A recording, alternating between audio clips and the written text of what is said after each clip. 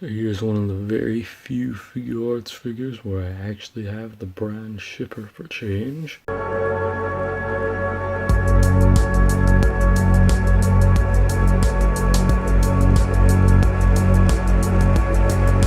Hey guys, this is S.H.Figuarts here, back at it again with yet another figure review, and this time we're going to be taking a look at the S.H.Figuarts Trunks. This is the original 2012 release of the figure. I got them off of Amazon a few years ago for about 125 bucks, and I can tell you, before any of you start saying this is a fake, it ain't. I got mine long before they started putting Toei stickers on bootlegs. Toy animation sticker to show that this is a bootleg. Back when Kenny Boy's toys may have actually been somewhat correct. And again, even back then, there were probably fakes with the Toei sticker on them, because some bootleggers are sneaky and put them in the real things box to try and hide up the fact that they're obvious fakes. But as we'll go on throughout this review, you'll come to know that. But anyways, let's start the review off with Trunks' box. Taking a closer up look at the box here, you can see Trunks inside of a clear window. You can see I actually touched mine up on the eyes, but we'll get into that. Down in the bottom right hand corner here, we have the Bandai Tamashii Nations logos, the silver Toei Animation sticker, the warning, don't give this small children, they're gonna die, Dragon Ball Z logo. This figure came out back when they were still putting the Dragon Ball Z logo on a sticker instead of actually printing it on. If you look at pictures of the Japanese release of this figure, you'll see that he has the Dragon Ball Kai logo on the box as opposed to the Dragon Ball Z logo, as well as a golden Toei sticker instead of a silver one. Just because some fat neckbeard Cheeto eating grease bag on the internet tells you that the silver Toei animation sticker is to show that it's not a bootleg, doesn't mean that he's always right. And here we have the Snake's Den sticker down in the bottom left hand corner. S.H.Figuarts Trunks in yellow font. I have no idea why they went with such an eye-bleeding color scheme. That's probably one of the biggest complaints I have with the box. They went with the worst possible color scheme they could have chosen. Light blue background, purple dot art, and yellow font. That is an absolutely horrible mismatch of colors there. And on the side we have a picture of Trunks with the Super Saiyan head on. The top here we have S.H.Figuarts Trunks, and what I'm assuming it says product may differ from photo in Japanese. On the back of the box here we have Ha and Ak, as well as some pictures of Trunks. I think these pictures are very nice. And we have a blurb on Trunks. If you want to read that, pause the video. Another thing to note is that on the back of the box you can see something that you never want to do with your Trunks. Do not peg the sheath in. I'm going to say it here and now. That thing has a tendency to break. I've seen 3 of these things for sale on eBay currently, and they all have a broken sheath. Do not, for the love of God, peg this thing in. It doesn't matter which version of Trunks you have. Doesn't matter when he came out. Doesn't matter if there's even the Tamashii Nations quality sticker.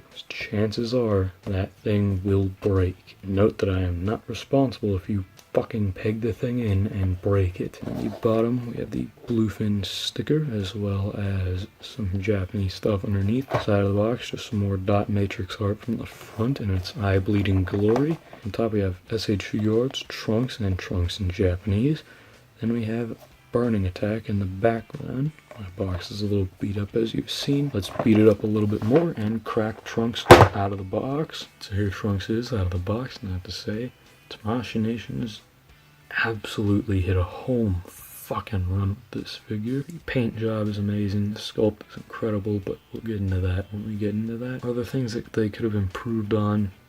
Absolutely, and we'll get into that when we get into it. For the moment, we're going to be taking a look at some comparisons, and here Trunks is next to the other releases from 2012. Yes, these are all of the figures from 2012. This is back when Tamashii Nations didn't release that many figures a year, compared to nowadays where they're pretty much just going rapid fire on every single figure that they can possibly release. And let me tell you, that leads to some interesting results, shall we say. Anyways, here Trunks is next 2, the original release Vegeta from 2011, one of the only releases from 2011, and Android 16. As far as the scale between these three goes, I think 16 is mostly fine, but Vegeta needs to be a little bit shorter. Overall, I'd say this is passable enough. You're not going to notice a lot of the scale problems between Trunks and Vegeta, but they are present. Anyways, here Trunks is next to the premium color edition of Trunks from 2016, and between these two, I'd have to say the original release of Trunks is definitely the better figure overall, definitely a lot more bang for your buck. Now, when it comes to affordability, the premium one is definitely a lot better. Overall, I'd say either one of these is a good choice. That said, if you're one of those people that's just going to wait for a 2.0, I guess wait for a 2.0, but I think the 1.0 would probably beat the 2.0 any day as far as overall aesthetics go, but that's just me being me. Anyways, let's take a look at the paint and sculpt on Trunks. As far as paint and sculpt is concerned on Trunks, I'd say it's pretty damn good. The colors are very nice. You can see the peg hole in his back for the unholy Sheath. Face here, you can kind of obviously tell I filled his eyes in with a Uniball ink pen. The reason why I did that was because initially they weren't filled in, which is definitely a bit strange. It looked really weird, and it always did look weird to me. The flesh tone that Tamashii Nations went with for the head is very good. There's some shading around the jawline and the back of his face. The paint is relatively clean, for the most part anyways. The hair on the base form head is sculpted very nicely. You can see there every little strand of hair Trunks has is detailed pretty well. The hair is shaded well. It goes from a light gray into a dark purple, which looks very nice to me. One of the telltale signs of your Trunks being illegitimate is the color of his jacket. The real Trunks, as you can see here, has a very deep blue for his jacket. There's some shading on his arm. You can kind of make it out on camera. As far as the rest of Trunks' body is concerned, you can see there the belt isn't really painted perfectly, but gets the job done. It's sculpted very well. Some black bleeding into the blue and orange, and the red wasn't quite painted too well. The pants are sculpted well. They are sculpted well. They are using a different sculpt to that of Goku, which is good. And the legs are sculpted well. You can see there's some white highlights in the gray.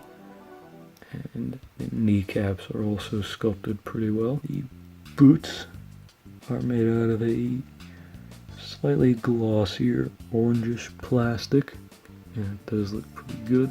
They're nice and glossy to give them look. They're a different material to the rest of what Trunks is wearing. I like that attention to detail. There's a little bit of paint scraping off on the brown of the boot there, but it doesn't look too bad. The boot itself is sculpted well around the edges, and then on the soles, Trunks has some pretty clean sculpt work as well. There's a little bit of paint chipping off on the boot, but it's not that bad. One more thing to take note of is to take good care of your Trunks if you get them, because paint can chip off. You can see there's a little bit of paint chipping off underneath the neck on mine, but it doesn't look awful once he's been posed. Depending on the way you look at it, it doesn't look too awful. Anyways, let's move on to Trunks' accessories, which, oh boy, he comes with quite a bit of stuff. As you can see here, Trunks has a lot of accessories, and given what he was going for back when he first released, which is standard MSRP for one of these things nowadays, you were getting quite the motherload of accessories. So as you can see here, Trunks comes with a total of 7 faces that do not come attached to the figure, 6 that don't come attached to his heads, 2 heads, the base and Super Saiyan heads, as well as 14 interchangeable hands, total of 6 complete pairs of hands and 2 stragglers, as well as the sheath and 2 swords. To save you from really going through all of Trunks' accessories, because good lord, he comes with quite a few of them. He comes with a smiling face, stern face, gritted teeth face, and yelling face in both base form and Super Saiyan. He also comes with a pair of fists, some martial arts stance hands, some chopping hands, as well as 3 sword gripping hands, one of which is to hold the sword at more of an angle. I'm assuming so that way it makes it easier to pull it out of its sheath. He also comes with a pair of relaxed hands and a pair of open palm hands, as well as a thumbs up hand. As far as the accessories, the premium color figure cut, you are not getting the screaming face on the base form head, nor the smiling face on either head, which is definitely a shame. You also do not get the 3rd sword gripping hand, and you do not get the relaxed hands or the thumbs up hand. As far as the paint is concerned, it's very well applied. The hair on the Super Saiyan head on mine is chipping off a little bit. He took quite a few falls in his lifespan. He also has been around in a few bags before, so yeah, he has definitely seen better days as far as the paint is concerned. But if you can get one in good condition, it still looks very good. I'd say for what you're getting a lot of bang for your buck. So earlier I mentioned you do not want to peg this sheath into Trunks' back at all, and the reason behind that is because, again, it snaps off incredibly easily. So I've come up with 2 workarounds for that. The first workaround is relatively straightforward. You take the sheath, you only peg it in halfway into Trunks' back, only allowing this small bit at the front of the peg to get into the back, which works like that. And then being very careful, you peg the bottom half of the sheath in, which I'm not going to do that. The other method I've devised, if you already have a broken Trunks on hand, is to use the broken sheath, wrap some Scotch tape around where it broke off, and have the strap attached to where the peg broke, and then you just wrap it around Trunks as you would normally wrap it around him.